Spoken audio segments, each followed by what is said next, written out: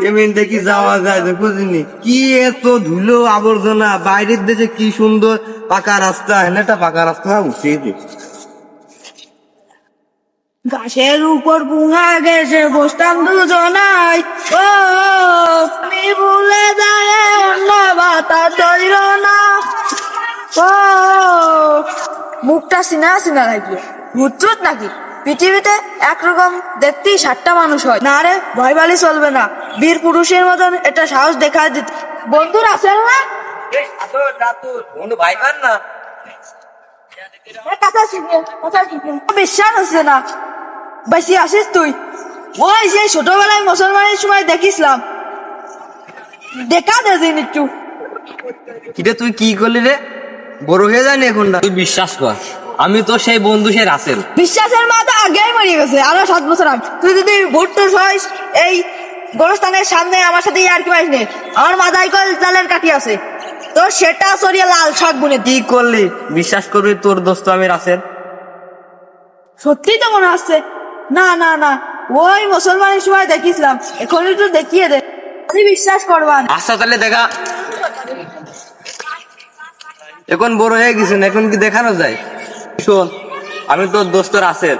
এই শোনে, 7-8 বছর আগে আমার ভাই জুয়া খেলতো আর ঘন ঘন বিয়ে করতো। জ্বালিয়ে গেলে নৌকায় উঠে ওই জালের দড়ি ধরে পানির পথে যায় ওই নাইজেরিয়ায় উঠিসলাম।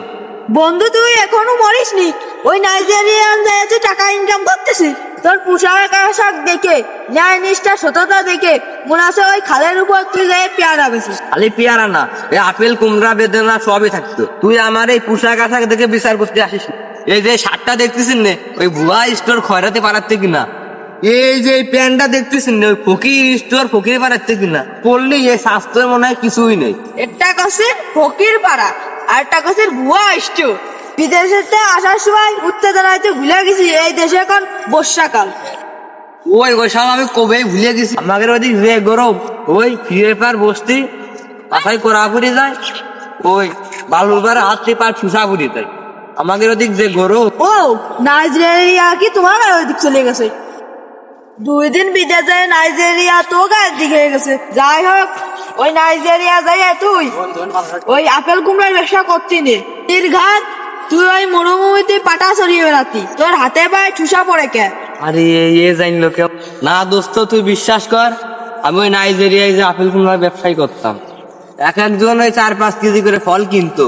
ওই দেখিস না ওই বড় বড় উঁচু লম্বা প্লেয়ার, ওই যারা যে নাইজেরিয়ায় খেলা করে, ওরা দেখে যে শক্তির জালে বা আপনার ভেঙে ফেলা দেয়, ওরা আমার কাছে ফল কিনতো। ওই ওরা আসে আমার কাছে একবারে 7-8 কেজি করে ফল নিয়ে যায়, আমার গুটি একবারে লাল হয়ে। তা নাই বুঝলাম, তোর গুটি একবার নীল হয়ে যায়। তা ওকে সিয়ারার এত ঢক কে? ওরা তো ফলমূল খায়, ওকে সিয়ারার সাথে অত ঢকটক হয় না। না দোস্ত তুই বুঝলি না, ওদের দেশে যে কালো সেই হচ্ছে না, ও যে সাদা মানুষ। ওরা যে ফল টল আমার দোকানে কিনতে আসে, আমার ওই খেপায় চুলি।